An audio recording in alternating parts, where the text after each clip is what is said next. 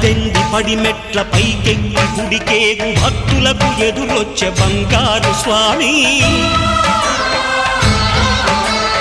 ఇరుముడులు స్పృశించి శుభమనుచు దీవించి జన బృందముల చేరే జగమేలు స్వామి తన భక్తులొనరిల్చు తప్పులకు తడబడి ఒక పక్క ఒరిగెన ఓంకారమూర్తి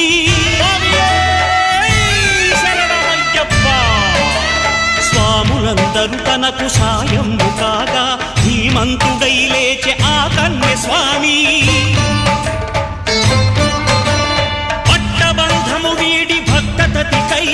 పరుగు పరుగున వచ్చే భూమిపైకి నరుడై